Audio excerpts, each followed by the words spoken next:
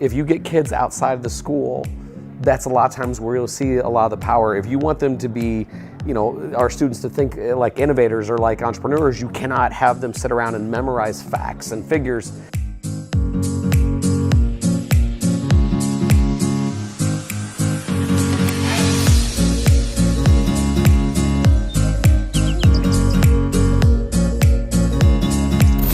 So I'm here at HR Transform with Wettrick again. The last time we talked in Scottsdale, we were talking about the youth and how to create a future of work that caters more to the needs that they have today. So Don, I wanted to give you a chance to tell a little bit more about how you got to where you are with STARTedUP Foundation and what were some of the key things that stimulated this opportunity in its earlier stages. Yeah, the state of Indiana just saw that we became like an ecosystem for entrepreneurial growth. There's a statewide pitch competition, which I'm repping today, the Indiana Innovate Within, and they kept noticing that like all the finalists were coming from my classroom, and they started asking around of, what are you doing, how are you creating this ecosystem? And that's kind of how we got started, is that, I was providing this class, this innovation open source learning class, and then they kept looking and seeing like some of the things we've done. We've had 4 patents filed from the classroom. We've had multiple winners in pitch competitions, and they asked like, could you create this in other cities just in your own? And so with the help of some other corporate donors that wanted to get this going, we basically are setting up different ecosystems in different cities in Indiana and then beyond. We're also going to be expanding to Texas and hopefully here, Wisconsin and possibly Arizona. The thing that is inspiring is that if you get kids outside of the school, that's a lot of times where you'll see a lot of the power. If you want them to be, our students to think like innovators or like entrepreneurs, you cannot have them sit around and memorize facts and figures in the classroom. And so once we started to go, we started setting up different things. Normally our events are held at co-working spaces around the state. And we have 2 different kind of scenarios. Scenario 1, we have a local nonprofits come in and give us their problem. We're averaging about 60 to 70 high school students a night, and then the kids get into teams of 7 to 10. They have 35 minutes to come up with a solution. Here's the thing though, is that we give the winning team $500 to go help that nonprofit. And then version number 2, a lot of times our own students already have their own businesses. So the month number 2 is we just have an open pitch competition for $500 in seed funding. So all these things kind of happen every month. And the amazing thing is that the schools that I begged of like, hey, can we help? Because it didn't help them on the SAT or ACT, they're like, nah, no thank you. Now that we're starting to do this and spread, now the schools have shown some interest. So it's been kind of funny. So when you originally started, was this something that you brought to the school showed a need, the students are calling for? How did you first get to even get to that point? Yeah, the first thing, I watched the Dan Pink TED Talk. Daniel Pink had a TED Talk on, how to motivate people, and everything that he talked about, I was like, they're not doing in the school setting. And I was just dumb enough to think that I could call Dan and he'll help me, and that's exactly what had happened. I got a hold of Daniel and he helped me pitch this class, which is called Innovation and Open Source Learning. The first 6 to 7 weeks, we teach students how to think like innovators, like entrepreneurs, how to do various techniques, collect and connect, sprinkle in some D-School. And that just kind of took a life of its own, and the class just kept getting more and more notoriety. We've been featured now in Forbes, I think 3 times. The Today Show online, there was a piece about it. Like, we just had this explosion of media growth because we got our kids to do extraordinary things from the classroom, and then it kept expounding. And I think the really interesting thing is people like Seth Godin and Dan, Gary Vaynerchuk, people that have been very outspoken about education and what they're not doing. Then I was over here going like, hey, we're doing cool stuff. And then they responded, and I think that's been our kind of our leader, is that we started a podcast just because, our Mount Rushmore of awesome people are the Tim Ferrisses, the Naveen Jains of the world, and that was kind of our start. We just kept doing things. And then we also teach our students how to use social media platforms like LinkedIn, like Twitter, to showcase the great things they're doing. Yeah, so to get the attention of individuals like Gary Vee, Tim Ferriss, Seth Godin, I mean, there had to have been more than just, getting kids in the classroom and trying to do innovative things.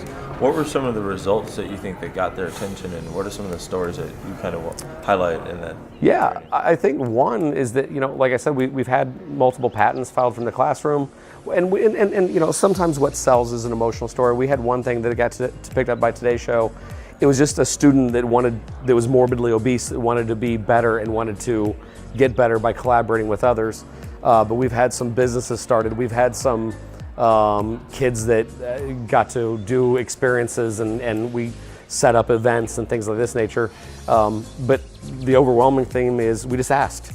With as outgoing and as outspoken as Gary is about education, when we said we have a solution, they're like, okay, I'm interested. Same way with Tom Bilyeu. Matter of fact, Tom blew us off twice, and I'm like, well, you're a hypocrite if you don't respond. And so when he responded, I didn't need to talk. We just, I threw my kids on there on the Skype call, and he was like, holy okay. Like when you hear my kids speak, then you're like, it's not BS. And I think that's been the transform moment, is that when our kids, you can hear that mindset in their voice, and you can hear that they're actually doing stuff and not just talking about stuff. You said you can hear the mindset in their voice, and one of the things that we are trying to highlight here at HR Transform and on a global scale is them having a voice. So, and with that voice that you've given them through their LinkedIn channels and through your classroom, what have you heard are some of the things that they're looking for that makes them either want to work for someone, that makes it appealing, and some of the things that make it not so appealing? I think the thing that makes it appealing is that we create seekers and peakers, right? Like when everybody else is a moaner and groaner, our students, this mindset is you're looking for opportunities to grow, or you're looking for an opportunity to help out the company, whether it be an entrepreneur or you just want to be that linchpin, sorry, Seth Godin term. But that's the fun part of it. The hard part of it is actually doing something. Right? And no disrespect to Gary, but there's a lot of people that say hustle and grind, but the reality is that they're not hustling and they're not grinding. It's cool to say, and hard work is hard work, and it's isolating. I also think that if there's been a common theme with some of our high flyers in the class, is that it's lonely. If you're really working hard, it can be isolating. That's why we're trying to want them to get to collaborate so much. Is one of the reasons why I like going to conferences like HR Transform, is that growing together is better kind of thing is great. Because if they're not with a team, if they're trying to be a solopreneur, it can get dark really quick, especially for 17 and 18-year-olds. Yeah, and absolutely. And we've noticed that at Ease when we're working with remote individuals, not everybody is cut out for that, because they may have something on their profile that shows that they need a human interaction on a more frequent basis, and if they don't get that, they start to have an adverse effect. So understanding the human behavior in each one of the individuals is imperative. So with all these things pushing these students to be entrepreneurs, how are we helping the problem that we have today in filling these jobs that are open? I mean, we need the corporations to continue to grow.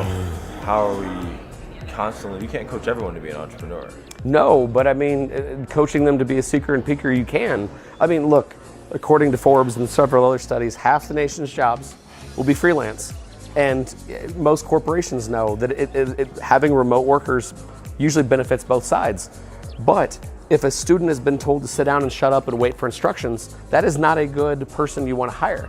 A person that takes initiative, a person that wants to take the reins and say, I got this, a person that can seek out opportunities and see the gaps, is a valued employee. And so if they are remote or if they are freelance, that's the kind of skills that they're needing. And that's one of the things that we're doing with our foundation. We train students to become seekers and peakers. We give them a skill set because it's imperative that sit down, shut up, memorize stuff is as gone as the 80s yes man. So if people at HR Transform are looking for people that can fill in the gaps, those are the people that have that growth mindset, that they're out there looking for opportunities. Absolutely. So what are 3 things that you would say, or any amount of things that you would say that you would give to an HR director today to implement into their organization that would attract your students? I'd say I'd say the average millennial, and then definitely Gen Z, is they're mission driven. your corporation has to have a purpose. It has to have a culture of growth. Whether you call that political, BS or whatever, I think it's important to them. Number two, you have clear expectations. I think that too often times our young people are thrown away very quickly. If you don't adapt quick, then you're out of there.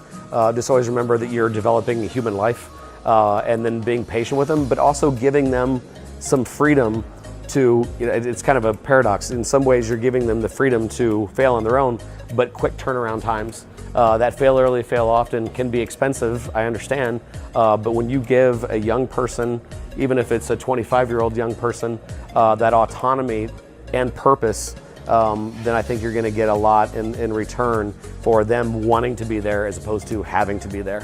Yeah, it's honestly essentially taking a more of a venture funding approach to each individual that you bring into your organization. When I say that, you're going to invest largely in the individual and their potential to grow, and you're going to harbor and create opportunities for them to fulfill on those obligations, and you're going to give them all the tools necessary to be successful, because that's where that seeker and peaker will thrive the most, versus just giving them the laundry list, right? So I see the opportunity, I see the mindset there, and I think that is a very adaptable mindset if people are willing to adapt. You know, some people aren't willing to change what they've known, and those tendencies will tend to stay in the past, and so will your growth, right? So to look onward to the future, I think it's to have a more venture-driven mindset and a customized experience to cater to the individual's needs for them to hit their potential. So I hear all those call-outs there, and I want to talk again in a conversation that's coming up about how we're actually going to create a program together with STARTedUP Foundation and our organization Ease to harbor the things that we just talked about and to foster new opportunities as well. And we'd love to work with you. So follow us along as more interviews at HR Transform. We'll be here all week. If you want to sit down with us, please follow up with an email and we'll call you out. So how can people find you online? Best way on LinkedIn, at Don Wettrick, Wettrick. If I threw a glass of water at you, that'd be a Wettrick. It's also a rap song, don't go there. And then you can always find me on Twitter at Don Wettrick. Got the little blue check mark, which has helped. And then you can always email me as well, but all this stuff is with HR Transform on the app and everything else. We'd love to connect with you, especially if you're wanting to work with and possibly have some solutions for outgoing. I think one of the biggest crises we see is that outgoing senior, which isn't sure whether they want to go to college or not. We need to start looking at gap year solutions and alternatives. Absolutely, thank you.